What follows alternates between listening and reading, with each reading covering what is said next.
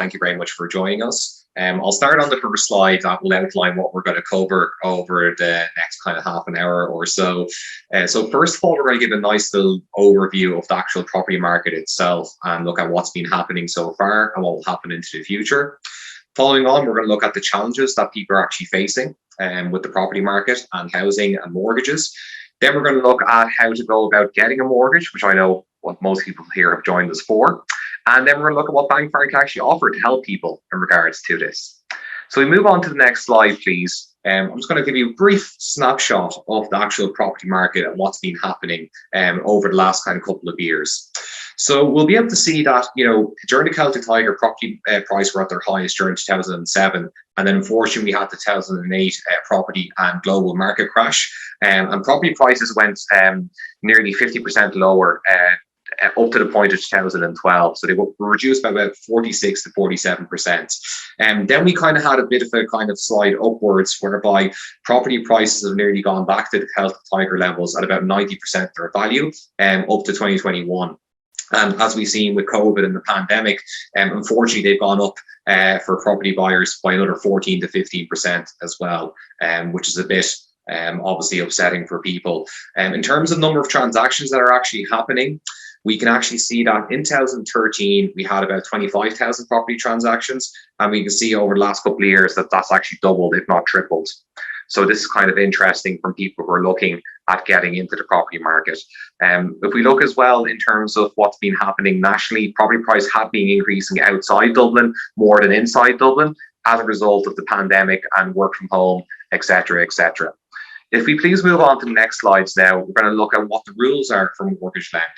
So if we look at the Central Bank of Ireland mortgage lending rules, we can see that there's clear rules of engagement in terms of what people can get from banks. So the very first point that we'd like to highlight is these rules were put in place in order to protect banks and customers and actually prevent property price from increasing as much as they are. So when we look at these rules itself, we can see that you have limits put in place. The main limit that we have here is the loan to income ratio, or the LTI. And what that means is banks and Central Bank of Ireland are limiting the amount of money you can get from banks to fund your house purchase. So currently what we'd ask people to do is check what their gross salary is before the taxes are deducted. Take that and multiply by 3.5 on the calculator. That will tell you how much you can get from most Irish banks as a starting point in terms of your lending. If you're a couple or you're more than one person, you can take both people's gross salaries before tax, add them together, and just multiply by 3.5. So we have an example here. If you have 60,000 euros you're earning, that would result in you having 210,000 once you do that calculation. The second main important point is what's called your loan to value, or your LTV. That's the abbreviation. And what that means is how much money you have to put forward when you're buying a house. If you're a first-time buyer, which means that you've never bought a house before, either home or abroad, and either yourself or your partner do not have any properties under your name, you need a 10% deposit on the house price, the sale price. So let's say you went sale agreed for 300,000 euros, and you would need a 30,000 euros deposit at a bare minimum if you're a first-time buyer. If you are already a first-time buyer and you're looking to get your second house, you're looking to move, then you would need 20% of the sale price. If you're looking for an investment property, you would then need 30%. So that's how it goes. It goes up in tens, essentially, depending on the number of properties that you have or would like to attain. The key example we'd like to give with this, I suppose, is to understand the LTI and the LTV. Once you have a basic understanding that, you can understand, number one, how much lending you can possibly get from the bank, and number two, how much you actually need to save. So that's why these are two very key points for people on the start of the mortgage journey. Moving on forward, please, to the next slide, we're going to have some very interesting insights in regards to a Bank of Ireland first-time buyers survey, noting the challenges and the considerations that people need to have in mind. So the very first thing we have here, I suppose, is the cost of property, which 85% of our participants have highlighted as a challenge. The reason for this is that land, labour, and material will increase over time. So as a result, if you have a case whereby you're struggling to find people to do home improvements currently, you're struggling to find properties on the market, it's all a result of land, labour, materials increasing price over time. The best example I'd like to give this is if you ask your parents, maybe your grandparents, what they bought their house for, maybe it was 20, 30, 40,000 Irish funds. Look at the same house today. It's probably worth a couple of €100,000. And there's nothing saying that in a couple of decades, it won't be worth a million plus. And that's what inflation is, which is just the rising cost of goods and services over time. So that's why property prices are increasing. Land, labour, materials are increasing.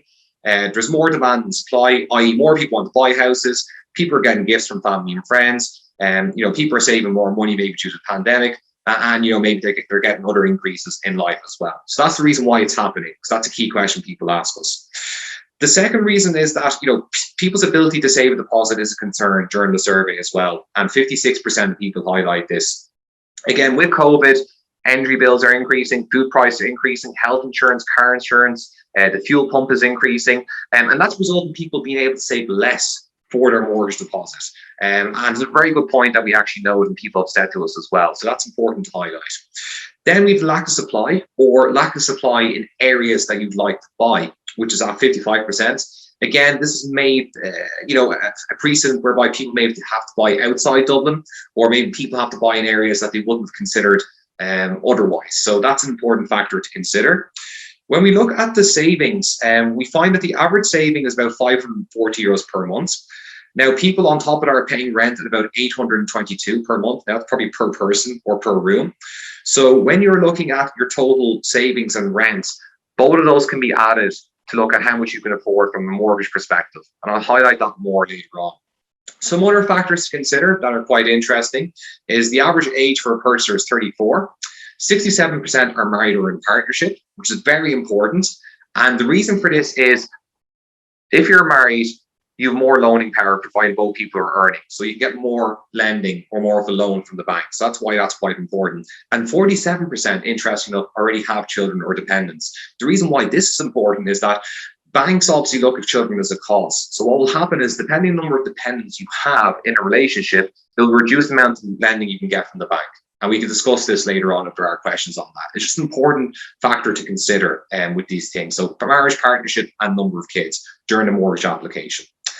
Moving forward on to the next slides there, please. I'd like to highlight a very good scheme for first-time buyers, which is probably relevant to a lot of our audience today. It is the Help to Buy. You've probably heard this before in the media.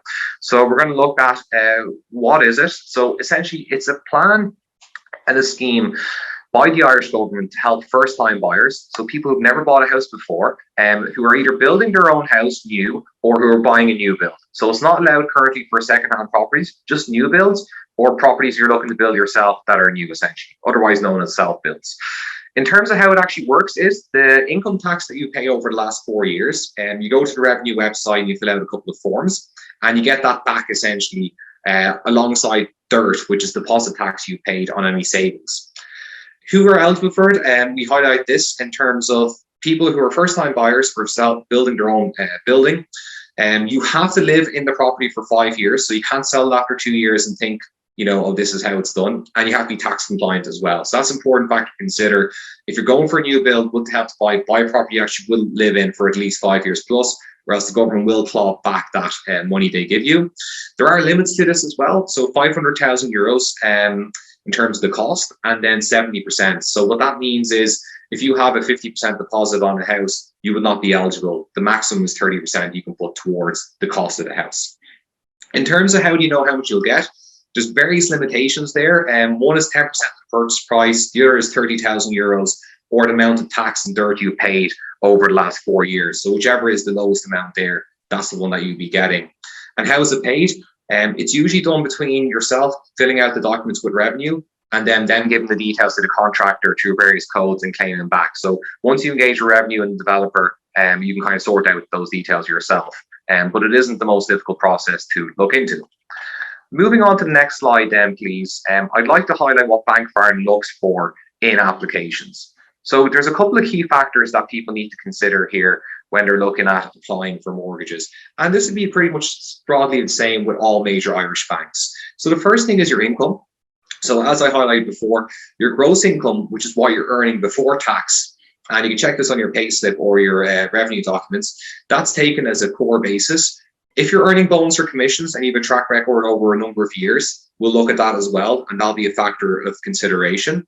If you have car allowance, you have overtime, you have a health or dental cash payment, All those factors are considered as well for both parties. And what we try and do is make sure that we can give you the maximum funding possible, providing that there is a track record there for yourselves. So when people come to me and they say, how much can I get? It very much depends on what your package is with work. Obviously, for people who are self-employed, there's additional considerations there in terms of drawings from businesses and stuff like that. But we can look at that in more detail in the next few slides. The second thing here is your financial history. So we are obviously looking at your savings, your investments, the rent that you're paying, and what money habits you have. Are these good money habits? Do you have a proven savings track record, etc.? So your financial history is very important. And what I try and be very transparent with people is that we run what's called an Irish Credit Bureau check, whereby we can see all of your lending and financial details. So we would ask people not to kind of hide details in other accounts, or to put some things through main revenue. All those statements will be asked, and it's important to be transparent in regards to your past financial history, because we as mortgage advisors have to put the best case forward in order to give the application the best chance. So the main other point is your financial commitments. So we highlight your earnings and how that's kind of factored by the different banks. But your financial commitments are just as important as well. So what that means is if you have personal loans, if you have a car loan, such as a PCP, etc., what we try and do is we make sure that we know about that, because that is taken away from your ability to pay the mortgage, because it is a piece of debt. It's not something to worry about too much, but it's important to have that conversation and to highlight those points as well. Moving on forward, we look at the deposit that you've actually saved. So we look at your proven track record of savings over a 6-month period.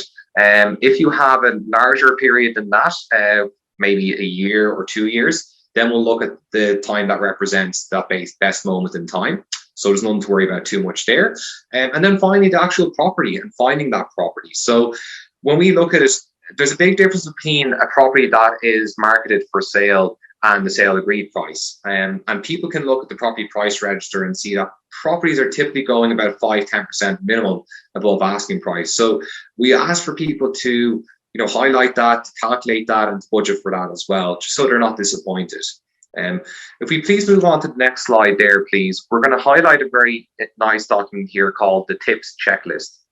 So this is very important for people who are asking us in terms of, Kevin, can you give us some kind of bullet points in terms of the key things that we need to consider, the key things that we need to note, and the key things that we need to do?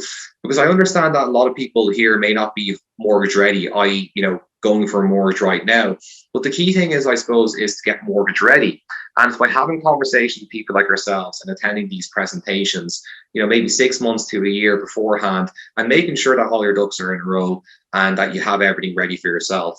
Also, another point I'd like to really highlight is that, within Bank of Ireland, we're what's called financial fiduciaries, which means that we don't work based off loans or commissions. So whatever needs you have, we just have a chat with yourselves. And if people need a one-on-one chat after this conversation, more than happy to set that up. Or if they have any questions, more than happy to answer it here in the chat function or later on. But the key thing is, you're the boss, you're the driver of the conversation. Whatever needs you have, we're just going to highlight the factors to consider and to set you up best for that.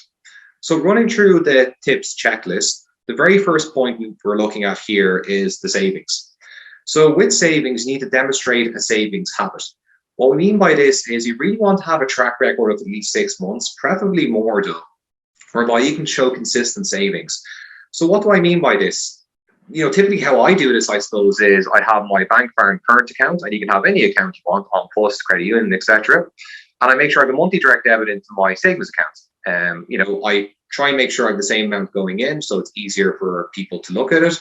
And I have that consistent track record as well. And the same thing would be advised for anything that you're doing, by the way. Just automate it, have a consistent track record, and commit to an amount that you can afford without reducing your lifestyle. Because you need to enjoy yourself as well in life. And I think that's a key point I try and make. People are so stressed and frustrated and sometimes angry about the mortgage process and about what's happened in the property market. But the key thing here, I suppose, with the talk here is to reduce your stress levels as much as possible, and to show you if you're dealing with the right advisor and the right company, we can make it a much easier process for yourselves. The second thing we highlight here on the savings part is to consider a mortgage saver account. And this is actually a product that I have myself. If you type into Google, you'll find a bit more information on it. But in the following slides, I'll delve a bit more into it as well. So just park that for the moment. Evidence of source of funds. So obviously we want to make sure that there's a bank transfer and digital evidence of where these funds are coming from. So people are paying, let's say, rent cash in hand, or they're taking jobs cash in hand. Our recommendation is to highlight this online, have it as rent payment, even to your mum or whoever it is, to your landlord, just so you can have that proven track record, because the cash payment sometimes can be a bit of a challenge for us in terms of seeing where things are at. If you just have it done digitally, it's much easier for us to see that standing order or to see that payment. So that's just something to consider to people. And as I said, once you do this for a minimum of 6 months and you have that track record, you should be fine. Ensuring funds are available when needed. This is a very important point. So people talk about sometimes about, getting very low interest rates in accounts. I do agree with that. But the key thing is, if you're looking to buy a mortgage in the next 2, 3, 4 years, you don't want to lock your funds away whereby you're paying penalties and fees for accessing them early. You want to make sure that you have accounts that you can access whenever you want and how you want, no penalties. So current account, an instant accessible deposit account, a credit union account, or an on post account, any of those would do. So just bear that in mind. If you're 5 years out, there's probably other factors to consider there. But if it's less than 5 years, especially if you're 2 or 3 years out, make sure your funds are easily accessible, please. The next is our to-do list. So here you have, I suppose, making sure that you have everything, documents and evidence. So having all your documents in order. If you need to help buy, make sure you apply for that before you go for the mortgage. Make sure that you have all your documentations in order in terms of, your proof of ID and V, so passport copy, utility bill, everything like that. And then moving forward, we have another good point here on the lending and loan section. So you need to look at your existing debt that you have, because this will reduce the amount of borrowing you can get from the bank. So this can be any type of loan that you're having. Again, we can advise you and have a discussion around how we can kind of mitigate this, how we can get around this. Doesn't make sense to clear the loan before we go to mortgage application. Doesn't make sense to do a few other things, or to look at a few more alternatives. We can certainly look through that as well. Demonstrate a repayment history. So as we said, quickest and best way to do that is just through online track record. And then considering, I suppose, the interest rate you pay versus interest rate you earn. So this is essentially looking at, again, doesn't make sense to clear these loans earlier, or doesn't make sense to actually still have the loan there on top of the mortgage, but you can still afford both. So there's some things to think about. The next check, I suppose, is, this is a very important one that people forget, unfortunately, is to make sure you've checked out your expenses. So you might have enough through your mortgage and your deposit, and you might go on sale agree at a price that makes sense. But you got to make sure that you have enough money for your stamp duty, which is 1% of the purchase price. So again, if you have a house that's worth 300,000 euros, that is just 3,000. And then you also make sure that you're covering your legal fees, which can range between 2,000 and 3,000. They vary. You'll also have a valuation report, which is about 150 euros. And then you might want to do a survey on your house as well, or maybe required, depending on the financial provider, which typically is about 400 to 600 euros as well. And again, you pay VAT on this at about 18% on top of those prices. So they do get a bit more expensive. So you need a couple of €1,000 as a surplus, as we call it, on top of whatever you have. Just kind of bear that in mind, please. Moving on to the next slide here, I'd like to look at the personal banking and mortgage expertise that we have here in Bank of Ireland, and how we can kind of help people. So we kind of highlight a lot of things for first-time buyers. And what I also like to highlight as well is that we have mortgage products and solutions for everybody, no matter where they are in the journey. So you have first-time buyers, you have movers, who are people who already have houses, maybe looking to get a bigger house or maybe buy another house. You have people who are looking to do equity releases, whereby they have a house, they want to do maybe home improvements, and they want a loan from the bank. And depending on how much they own in the house, i.e. the equity component, we can look into that. And people who are looking to be investors, they have maybe a bit of money sitting there in a current account, they're not getting much interest, they want to buy a property, makes sense. And then you also have switchers, so people who are maybe with other banks may want to come to Bank of Ireland in order to avail of cashbacks, etc. And all the cashback essentially is, it's a reward by the bank for switching business from another bank to us, depending on the property value. And we'll discuss that in a bit more detail. And then self-builds, people who maybe have land or want to build their own house as well. So whatever your need is, we can certainly help you as part of Bank of Ireland. In terms of the wide range of flexible options that we have, and I like highlighting these components, we have a very good product, which I discussed in brief before, called a Mortgage Saver. This product I actually have myself, and it's aimed for people who want to show a track record to the bank and are willing to take a Bank of Ireland mortgage, who then get rewarded for that loyalty. And essentially what happens is if you save for a period of 6 months or more, with the maximum term being 30 months, you will get €2,000 as a bonus interest as part of the current terms and conditions. Now, there is dirt on that at about 33%, so that reduces the value to 1,360 about that net after the tax. And the key thing is it has to be drawn through a bank borrowing account. So that's just or through a bank borrowing mortgage. So that's the key thing to bear in mind there. And the second point we have is what's called the cashbacks. So if you have a property and you pay €300,000 for it, you'll get a cashback of 2%, so 6,000, and then in 5 years' time, you get another 1%. So in total, you get €9,000 as a cashback. Then we've competitive fixed rate mortgage offerings. So fixed rate mortgage is where the amount you pay stays the same per month. And this is important for people who are maybe getting their first house and they've never taken on debt before. And it just gives them a bit of kind of certainty into the future. And people can fix it for a year all the way out to 10 years as well, depending on how much security they'd actually want. And we also have competitive mortgages for green lending as well. So if you have a house and the BER or the energy rating is a B3 or higher, and when you're going through any of the property websites, on the bottom right-hand corner, each listing has to list the BER rating. So if it's a B3 or higher, you will more than likely get a reduced mortgage rate for that. And we also have high value mortgage. So for people who have a mortgage requirement of €300,000 or more, they can look at getting reduced mortgage rates as well. And the most important option, I think, and the best thing that I like about the bank borrowing mortgage offering is, we have FlexiFi options whereby you can kind of defer the first 3 months of the mortgage if you'd like, which means you don't pay for the first 3 months. Now, the cost of your mortgage does increase as a result slightly, and we're very transparent with that. You get all the DocuSign documents to show you comparison tables in order to make an informed decision, because obviously we're highly compliant and regulated by the Central Bank of Ireland. You can also skip certain months as well, depending if maybe you birth a child or maybe something happens like COVID, etc. So it gives you that bit more certainty as well into the future. And then you can also overpay on the fixed rate mortgage by 10% or more. So you can reduce the amount of interest you're paying in order to determine the mortgage into the future.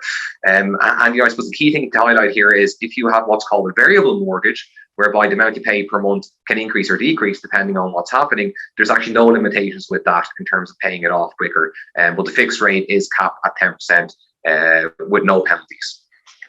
So moving on to the next slide there, please. We're going to kind of highlight what's the importance of having a financial plan.